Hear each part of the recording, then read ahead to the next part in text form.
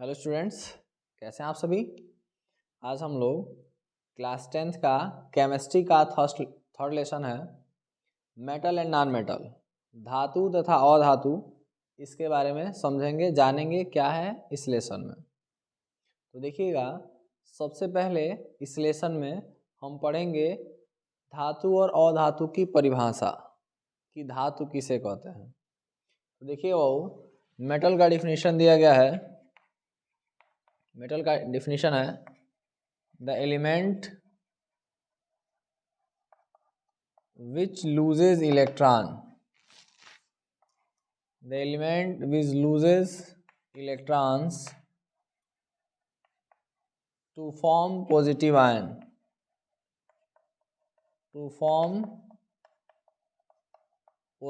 ion, are called metal। वे पदार्थ जो electron त्याग कर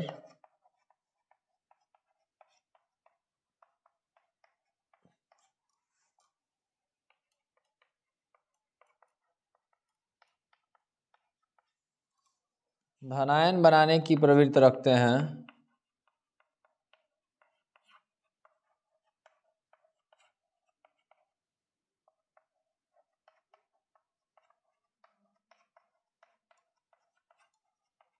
धातु कहलाते हैं। आज तक जितने नून एलिमेंट हैं, वे सभी तत्व जिनकी जानकारी आज तक हमें है, उन तत्वों में से जो तत्व ऐसी टेंडेंसी शो करते हों कि इलेक्ट्रॉन लूज करें और इलेक्ट्रॉन लूज करने की वजह से उनके ऊपर पॉजिटिव चार्ज फॉर्म हो, तो जितने एलिमेंट जो इलेक्ट्रॉन लूज करके पॉजिटिव चार्ज बनाने की टेंडेंसी रखते हैं, पॉजिटिव आयन बनाने की टेंडेंसी रखते हैं, ऐसे सभी एलिमेंट्स को मेटल कहा गया है। एग्जाम्पल के लिए समझिएगा, एग्जाम्पल है वो, अगर हम बात कर रहे हैं सोडियम की, तो सोडियम मेटल जो है, इसका एटॉमिक नंबर होता है 11 और इसका कॉन्फ़िगरेशन है 281। तो इसके आउटर मोस्ट में एक इलेक्ट्रॉन है और आउटर मोस्ट सेल में जो एक इलेक्ट्रॉन होता है, वह एक इलेक्ट्रॉन ये लूज कर देता है। और जब एक इलेक्ट्रॉन लूज करता है तो अब इसका कॉन्फ़िगरेशन 28 बचा। और ध्यान दीजिएगा, हम लोग पढ़े हैं ऑलरेडी पहले से कि कोई भी एटम होता है तो उस एटम का एटॉमिक नंबर जो है वह प्रोटॉन की संख्या के बराबर होती है, और किसी भी एटम में जितने प्रोटॉन होते हैं उतने ही इलेक्ट्रॉन होते हैं। तो सोडियम जब एटॉमिक फॉर्म में था तो उसमें प्रोटॉन 11 थे, क्योंकि उसका एटॉमिक नंबर 11 है, और प्रोटॉन 11 थे और इलेक्ट्रॉन भी शुरुआत में 11 था। तो जितना प्रोटॉन था उतना ही इलेक्ट्रॉन था, जितना प्लस चार्ज उतना माइनस चार्ज। और जब सेम इक्वल अमाउंट में प्लस और माइनस चार्ज थे तो इस सोडियम के ऊपर कोई चार्ज नहीं था। लेकिन जब ये एक इलेक्ट्रॉन लूज कर दिया तो इसके प्रोटॉन तो 11 रहे लेकिन इलेक्ट्रॉन 10 हो गए, यानी एक इलेक्ट्रॉन कम रहा। और प्रोटॉन जब ज़्यादा है तो प्रोटॉन का एक पॉजिटिव चार्ज इसके ऊपर शो हो जाएगा। ऐसे ही अगर मैग्नीशियम को हम लिखते हैं तो मैग्नीशियम का एटॉमिक नंबर 12 है, कॉन्फ़िगरेशन है इसका 282, और इसके आउटर मोस्ट सेल में 2 इलेक्ट्रॉन है, ये इजीली 2 इलेक्ट्रॉन लूज कर देता है। और जब 2 इलेक्ट्रॉन लूज किया तो उस समय Mg का कॉन्फ़िगरेशन 28 हो गया। इलेक्ट्रॉन अब इसके पास कितना कम हो गया, 12 से 2 घट गया, और 2 इलेक्ट्रॉन घटा तो 2 इसके ऊपर प्लस चार्ज बढ़ गया। तो ये जो टेंडेंसी हम यहाँ देख रहे हैं कि यह एलिमेंट इलेक्ट्रॉन लूज कर रहे हैं और इलेक्ट्रॉन लूज करने की वजह से पॉजिटिव चार्ज फॉर्म कर रहे हैं, यही टेंडेंसी जिस भी एलिमेंट के अंदर होगा वह एलिमेंट मेटल कहा जाएगा। ठीक है, तो मेटल का डिफिनीशन और एग्जाम्पल दिमाग में याद रखिए। एक और आपको विशेषता बताएं मेटल की, अगर हीलियम को छोड़ दिया जाए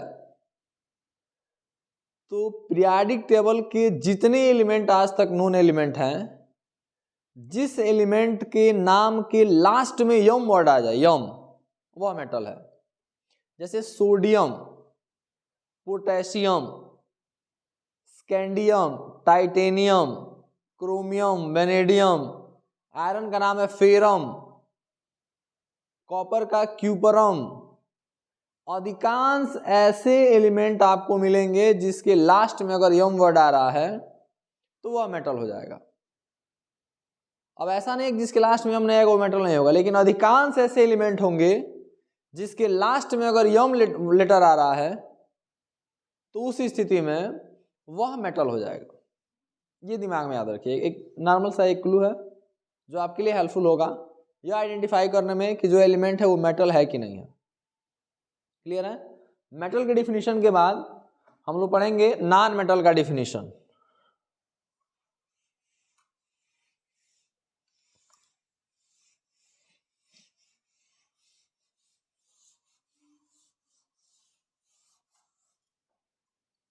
तो देखिएगा, अब नॉन मेटल का डिफिनीशन मैं लिख नहीं रहा हूं, बोल दे रहा हूं, आपको मन करे तो आप नोट कर लीजिए।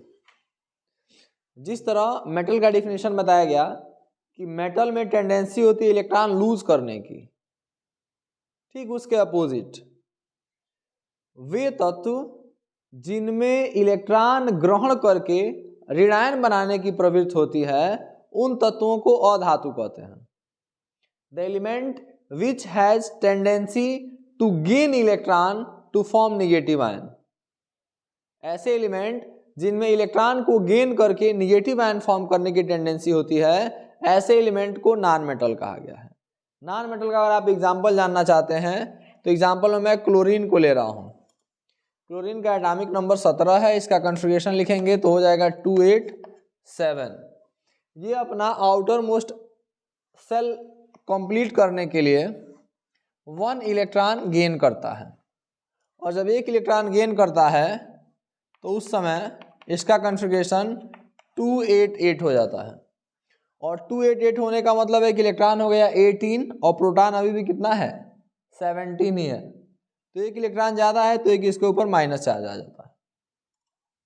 वैसे ही आप ऑक्सीजन को दिखा सकते हैं, ऑक्सीजन है 8 नंबर पे, कॉन्फ़िगरेशन है 26, तो इसके आउटर मोस्ट में 6 है, यह 2 इलेक्ट्रॉन गेन करके अपने आउटर मोस्ट सेल को स्टेबल बनाता है।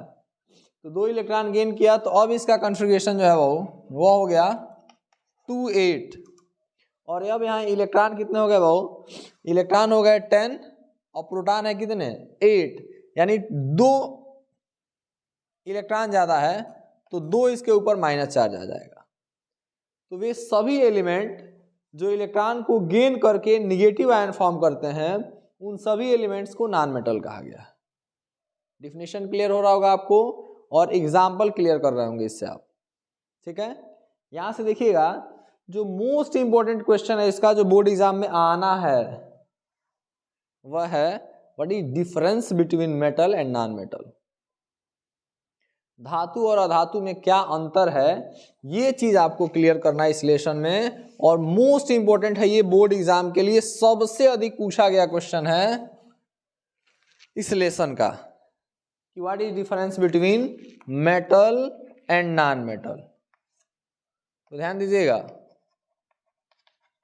धातु और अधातु में अंतर अगर आपको समझना है तो सबसे पहले तो आप अंतर डिफिनीशन के आधार पर बता दीजिए, दोनों का डिफिनीशन बता देंगे, एक अंतर वही हो गया।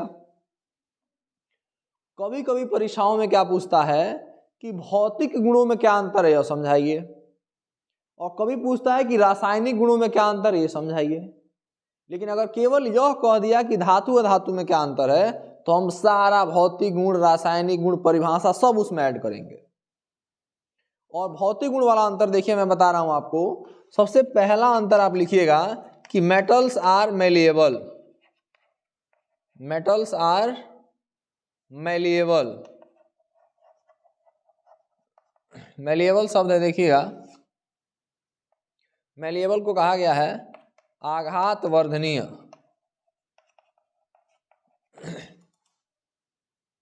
जितने मेटल्स हैं अगर इन मेटल्स को पीटा जाए, हथौड़े से पीटा जाए तो इनको थीन सीट के रूप में, पतले चादर के रूप में परिवर्तित किया जा सकता है।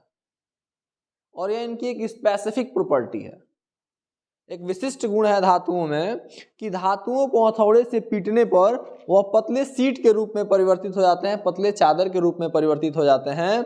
और पतले चादर के रूप में परिवर्तित होने की उनकी जो प्रक्रिया, जो गुण है उस गुण को मैलिएबल प्रॉपर्टी कहा गया है।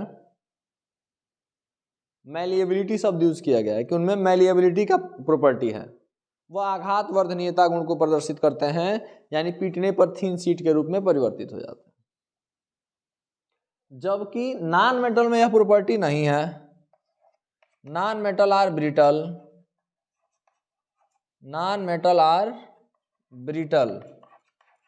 ब्रिटल शब्द बना है भंगूर से। अधातुएं जो हैं अधातुएं भंगुर होती हैं। भंगुर होने का मतलब क्या है कि अगर उनको हथौड़े से पीटा जाए तो वह छोटे छोटे टुकड़ों में बिखर जाते हैं, और छोटे छोटे टुकड़ों में बिखरने का यह जो गुण है इसको भंगुरता का गुण कहा गया है। और अधातुओं में भंगुरता का गुण पाया जाता है। पहला अंतर याद रखेंगे कि मेटल होंगे तो उनमें आघात वर्धनीयता यानी मैलिएबिलिटी पाई जाएगी, और नॉन मेटल होंगे तो उसमें ब्रिटलनेस पाया जाएगा, भंगुरता का गुण पाया जाएगा।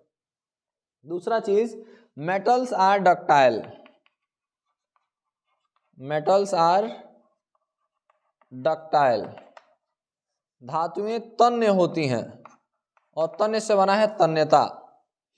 धातुओं में तन्यता का गुण होता है, यानी मेटल्स को खींचकर पतले तार के रूप में बदल सकते हैं, और धातुओं को खींचकर पतले तार के रूप में बदलने की जो प्रक्रिया है इसी को तन्यता कहा गया है, तन्यता का गुण कहा गया है। जबकि तन्यता का गुण अधातुओं में नहीं पाया जाता है, नॉन डक्टाइल याद रखिएगा। अधातुएं जो होती हैं उनमें तन्यता का गुण नहीं पाया जाता है। फिर तीसरा अंतर देखिएगा, मेलिएबल हो गया, डक्टाइल हो गया। Good conductor, good conductor of heat and electricity, of heat and electricity. जितनी धातुएं हैं इन सभी धातुओं में हीट और इलेक्ट्रिसिटी का कंडक्शन होता है, यानी आसानी से ऊष्मा और विद्युत एक स्थान से दूसरे स्थान तक स्थानांतरित हो सकते हैं चालकों में, चालकों में नहीं, धातुओं में। जितने मेटल हैं सभी मेटल गुड कंडक्टर हैं, चाहे हीट का चाहे इलेक्ट्रिसिटी का। जबकि जो नॉन मेटल हैं आर द बैड कंडक्टर्स। इनमें इलेक्ट्रिसिटी का कंडक्शन नहीं होता है, हीट का कंडक्शन नहीं होता है, लेकिन एक एक्सेप्शन याद रखिएगा, एक अपवाद याद रखिएगा, ग्रेफाइट। कार्बन का एक एलोट्रॉप है जो कि नॉन मेटल है, और उसमें इलेक्ट्रिसिटी का कंडक्शन होता है। तो एक्सेप्शन भी दिमाग में होना चाहिए, क्योंकि एक्सेप्शन से ज़्यादा क्वेश्चन पूछ दिए जाते हैं। तो ये तीसरा अंतर हो गया। चौथा अंतर देखिएगा, metals have lustre. Metals have lustre. Lustre का मतलब होता है चमक। जितनी धातुएं हैं इन धातुओं में एक विशेष चमक पाई जाती है, जबकि अधातुओं में कोई चमक नहीं पाया जाता है, नॉन लस्टरस होते हैं, इनमें कोई विशेष चमक नहीं होती है। पांचवा अंतर याद रखिएगा, metals are sonorous. Metals are sonorous. धातुओं को पीटने पर उनसे ध्वनि उत्पन्न होती है, आवाज उत्पन्न होता है, जबकि यह जो है यह नॉन सोनोरस है, इनको पीटने पर कोई विशेष ध्वनि उत्पन्न नहीं होती है। इस प्रकार 5 अंतर और अंतर हम लोग जानते हैं।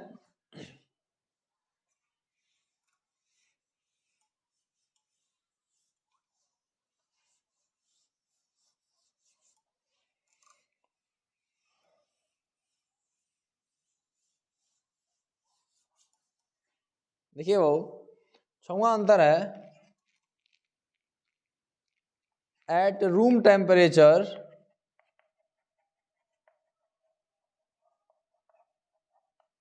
they are generally solid,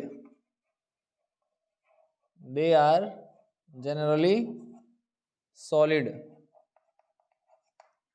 यानी कमरे के तापमान पर 25 डिग्री सेल्सियस तापमान पर जितने मेटल हैं वह सभी मेटल मुख्य रूप से सॉलिड स्टेट में होंगे, ठोस अवस्था में होंगे। इसमें एक एक्सेप्शन याद रखिएगा, मरकरी। पारा जो है यह रूम टेम्परेचर पे लिक्विड स्टेट में पाया जाने वाला एक मेटल है, जबकि अधिकांश मेटल रूम टेम्परेचर पे सॉलिड स्टेट में पाया जाता है। क्लियर है? यहां देखिए, at room temperature they may be solid, liquid और गैस। क्या मतलब है कि कमरे के ताप पर यानी 25 डिग्री सेल्सियस ताप पे जो नॉन मेटल हैं, अधातु जो हैं, यह अधातु हैं, रूम टेम्परेचर पे सॉलिड भी हो सकते हैं, लिक्विड भी हो सकते हैं और गैस भी हो सकते हैं। सॉलिड में कौन कौन से हो सकते हैं देखिएगा, कार्बन और फास्फोरस। कार्बन और फास्फोरस जो हैं यह रूम टेम्परेचर पे मेनली सॉलिड स्टेट में पाए जाते हैं। लिक्विड स्टेट में एकमात्र नॉन मेटल याद रखिएगा नाम ब्रोमीन। ब्रोमीन एक अधातु है जो कमरे के तापमान पर द्रव अवस्था में पाया जाता है। और गैसीय अवस्था में पाए जाने वाले अधातु हैं ऑक्सीजन, नाइट्रोजन, ये सब। ठीक है, चलिए ये तो स्टेट से हो गया। अगला अंतर देखिए बाबू, 7वां अंतर है, they are generally hard. They are generally hard. जितनी धातुएं हैं यह सामान्यतः कठोर होती हैं, लेकिन इसमें भी एक्सेप्शन है। एक्सेप्शन याद रखेंगे बाबू, सोडियम एंड पोटेशियम। सोडियम और पोटेशियम जो है यह सॉफ्ट मेटल हैं, जबकि अधिकांश मेटल जो होते हैं वह हार्ड होते हैं। और यहाँ देखिए, यहाँ अंतर जो होगा 7वां वाले में वो यह लिख दिया जाएगा, they are generally soft. They are generally soft. सामान्यतः जो अधातुएं होती हैं वह कोमल होती हैं, और इसमें एक्सेप्शन याद रखिएगा डायमंड को, हीरा। हीरा एक अधातु है और अधातुएं कोमल होती हैं, लेकिन हीरा दुनिया का हार्डेस्ट सब्सटेंस है। तो ये एक्सेप्शन के रूप में याद रखेंगे। इसके बाद से देखिएगा 8वां इसका अंतर है, they have high density. High density, इनका घनत्व अधिक होता है, और इनका घनत्व लिखा जाएगा कि दे हैव लो डेंसिटी। इनका घनत्व कम होता है। फिर 9वां अंतर याद रखिएगा, they have high melting and boiling point. High melting and boiling point, इनका गलनांक तथा क्वथनांक उच्च होता है। यानी बहुत ज़्यादा टेम्परेचर पे जो मेटल होते हैं वो पिघलते हैं, चाहे वाष्प में परिवर्तित होते हैं। जबकि अधातुओं के केस में they have less melting point and boiling point. इनका मेल्टिंग पॉइंट और बॉइलिंग पॉइंट कम होता है। फिर एक और अंतर, 10वां अंतर जान लीजिए, बोल दे रहा हूं। मेटल जो होते हैं वह जनरली ओपेक होते हैं, यानी लाइट मेटल को आर पार नहीं कर सकता है। जबकि नॉन मेटल में पारदर्शी, अपारदर्शी और पारभासी तीनों तरह के एलिमेंट प्रेजेंट हैं। नॉन मेटल ट्रांसपेरेंट हो सकते हैं, ओपेक हो सकते हैं, ट्रांसलूसेंट हो सकते हैं। क्लियर है? इस तरह से भौतिक गुण में कम से कम 10 अंतर याद रखिए, 2, 4, 5 जितना याद आए एग्जाम में आप उतना लिख दीजिए, और इसको कंफर्म क्वेश्चन मान के चलिए कि बोर्ड एग्जाम में क्वेश्चन आ जाना है। ठीक है, इसके बाद हम केमिकल प्रॉपर्टी देखेंगे अभी कि केमिकल प्रॉपर्टी में किस तरह का डिफरेंस है मेटल और नॉन मेटल में।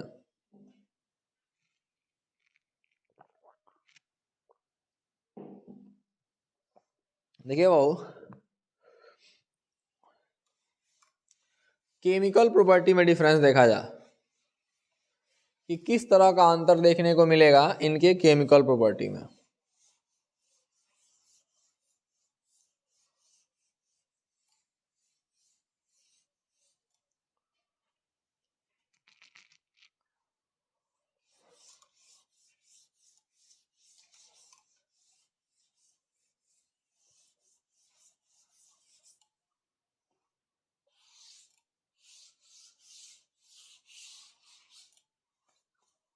देखिएगा, मेटल का पहला केमिकल प्रॉपर्टी है, केमिकल प्रॉपर्टी में पहला, metal react with oxygen,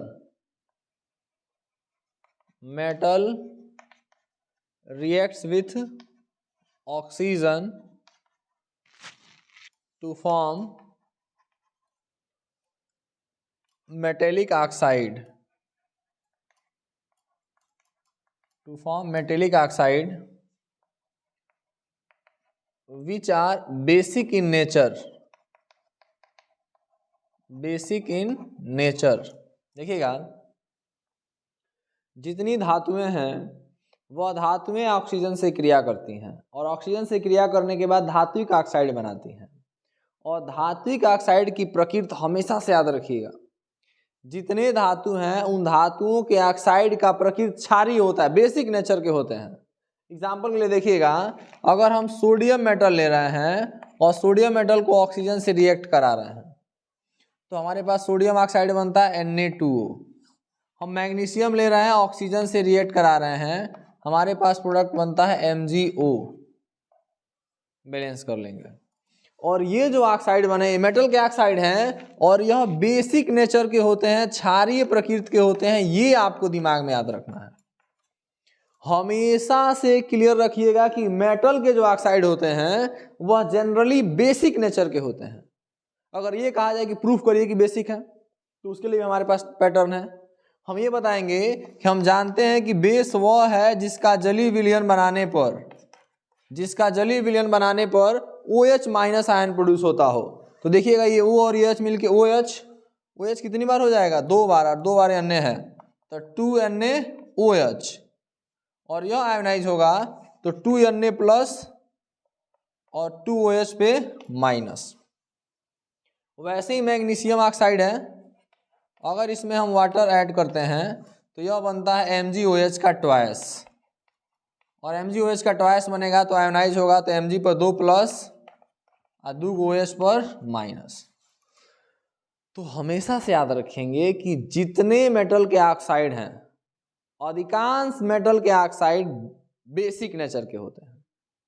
exception याद रखना इसमें, एल्युमिनियम का ऑक्साइड और जिंक का ऑक्साइड। बाबू, एल्युमिनियम ऑक्साइड और जिंक ऑक्साइड, यह जो 2 ऑक्साइड हैं, इन 2 ऑक्साइड को अपवाद के रूप में याद रखिए कि यह मेटल के ऑक्साइड हैं, और मेटल के ऑक्साइड जितने होते हैं वह बेसिक नेचर के होते हैं, लेकिन यह दोनों एम्फोटेरिक नेचर शो करते हैं।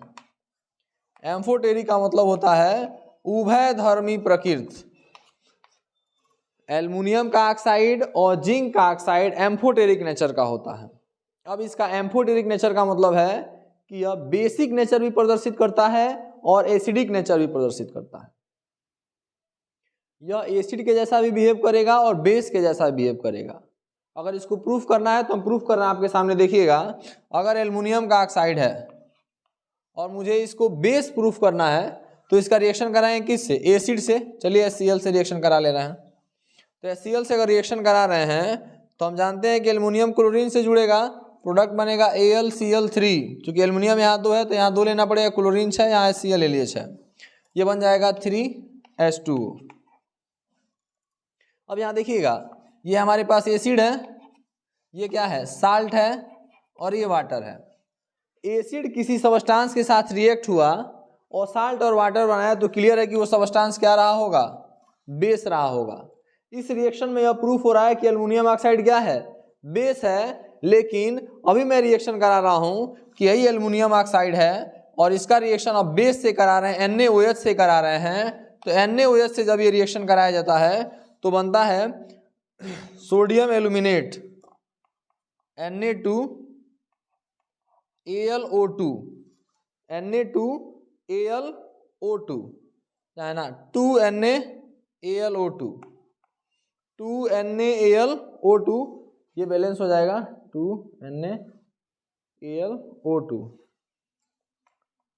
Plus H2O।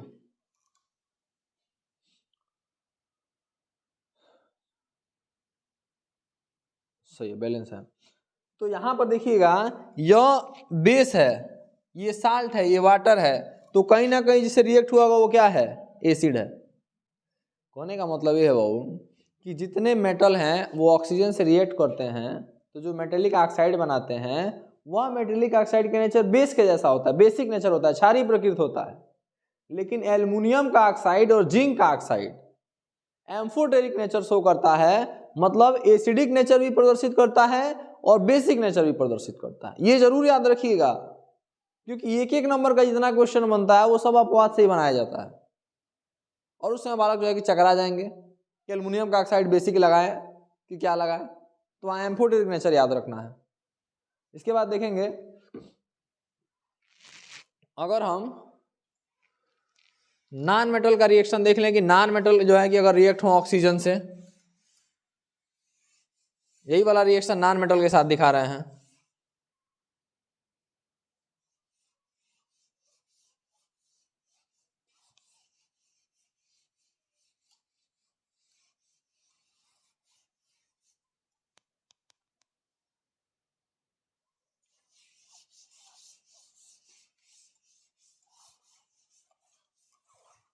देखिएगा, non metal reacts with oxygen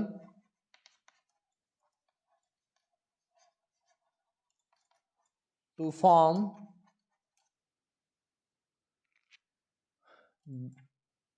acidic oxide, acidic or neutral oxide.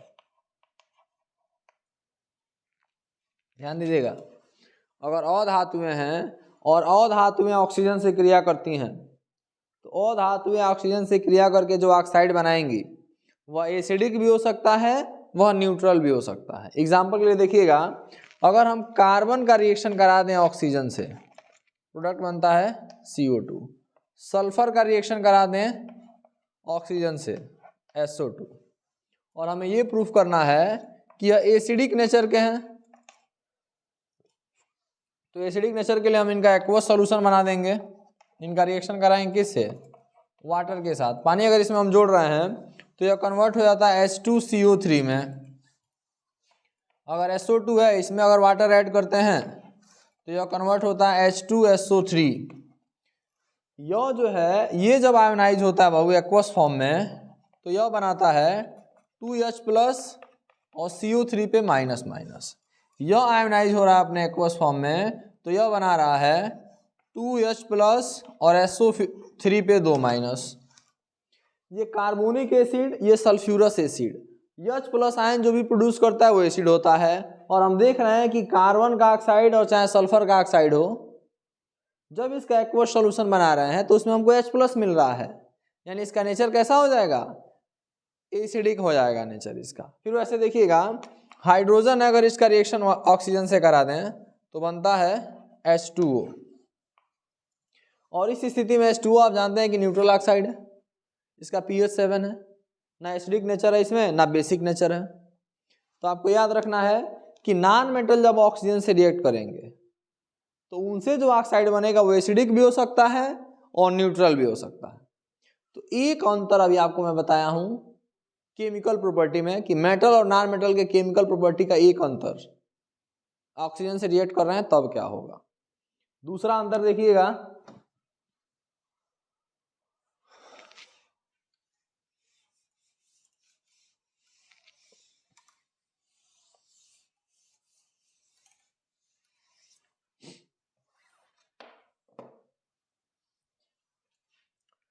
metal react with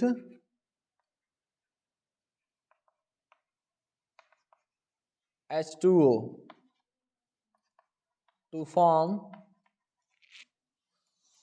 oxides and hydroxide.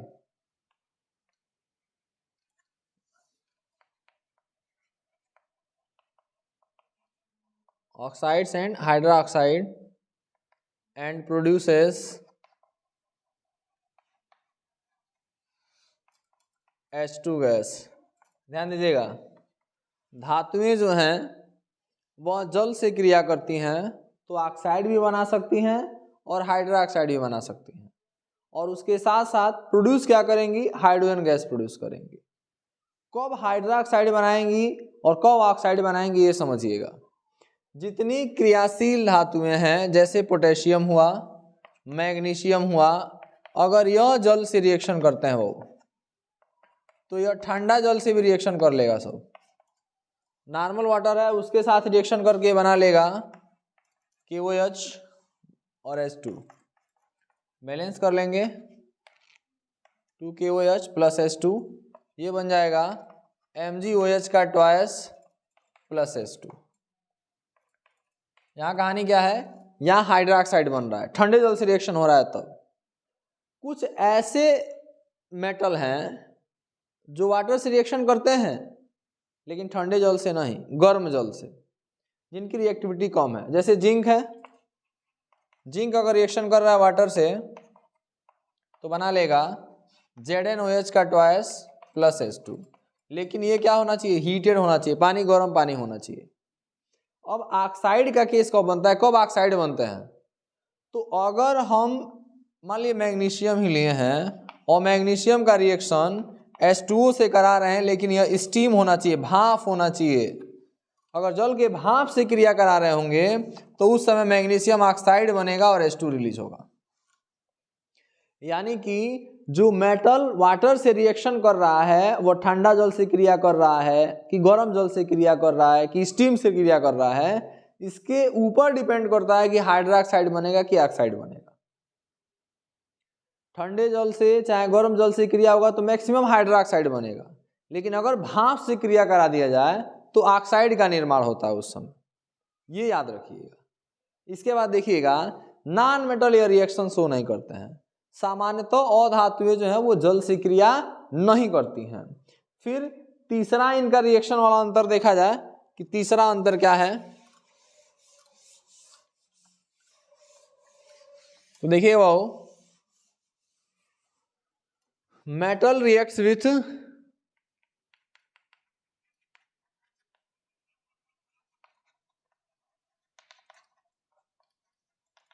dilute acid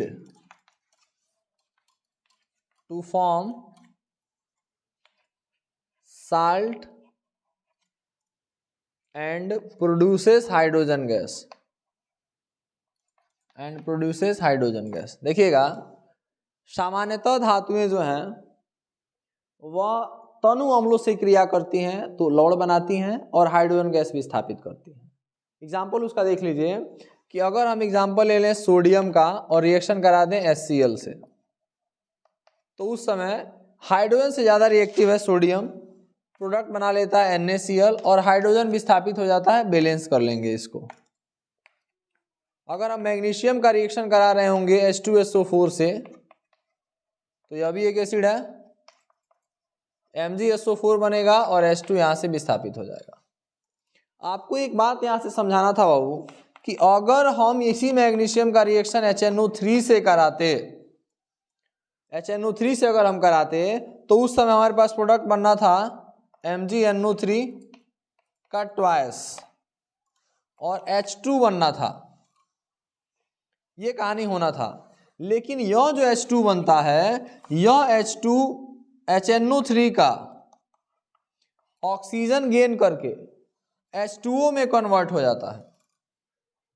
यानी याद रखना है आपको कि जितने मेटल हैं यह अगर एसिड से रिएक्शन करते हैं तो साल्ट और हाइड्रोजन गैस बनाते हैं, लेकिन अगर यह नाइट्रिक एसिड से रिएक्शन कर रहे हैं तो नाइट्रिक एसिड से रिएक्शन करते समय हाइड्रोजन न बना के जल बनाते हैं।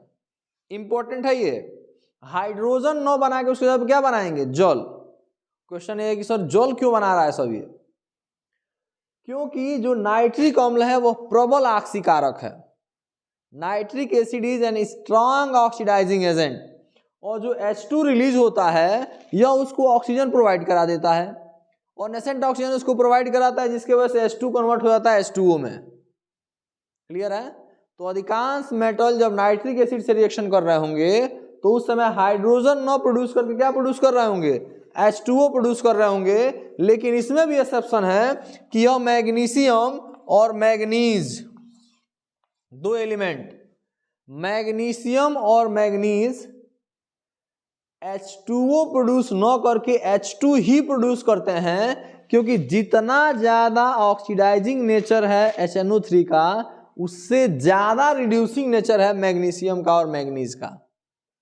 मैग्नीशियम और मैग्नीज का रिड्यूसिंग नेचर HNO3 के ऑक्सीडाइजिंग नेचर से ज़्यादा है, जिसके वजह से मैग्नीशियम और मैग्नीज H2O का फॉर्मेशन नहीं करते हैं। और इसके अलावा जितने मेटल हैं वो सभी मेटल अगर नाइट्रिक एसिड से रिएक्शन करें तो H2 के जगह पे H2O प्रोड्यूस करते हैं, ये याद रखना है आपको। और इसमें अगर अधातु का कॉन्सेप्ट जोड़ा जाए तो अधातुएं तनु अम्लों से क्रिया नहीं करती हैं, ये याद रखना है आपको, ठीक है। इसके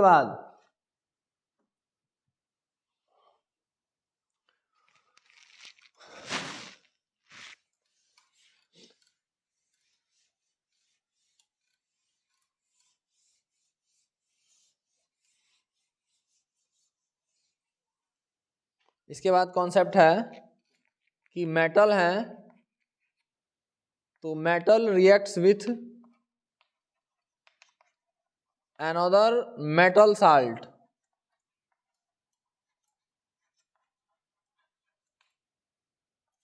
to show displacement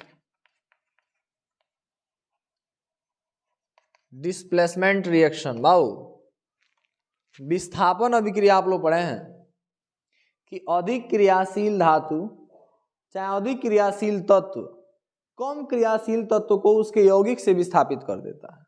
मैं यहाँ एग्जांपल लिख रहा हूं कि CuSO4 एक साल्ट है कॉपर का, तो कॉपर मेटल है, मेटल का साल्ट है, और इसका रिएक्शन हम एक मेटल से करा रहे हैं।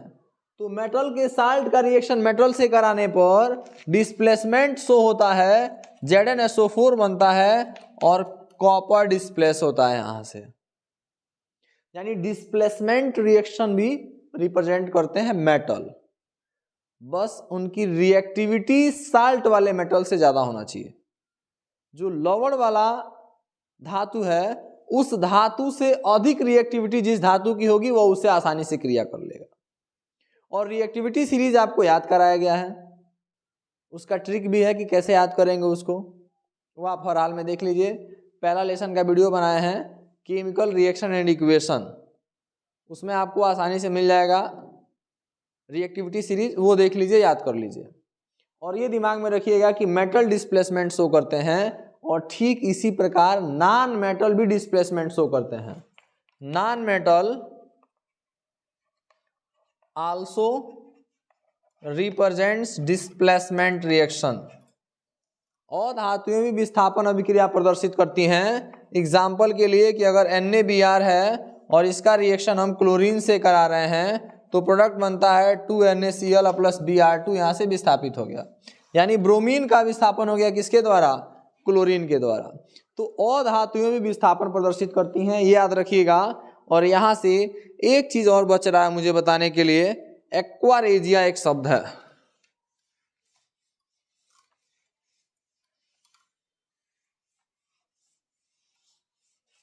देखिए वो एक्वारेजिया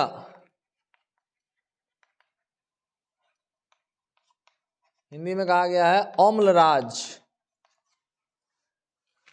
अम्लराज से क्वेश्चन बनता है कि एक्वारेजिया क्या है। तो aqua regia is a mixture of hydrochloric acid and nitric acid. ध्यान दीजिएगा, मिक्सचर है HCl का और HNO3 का।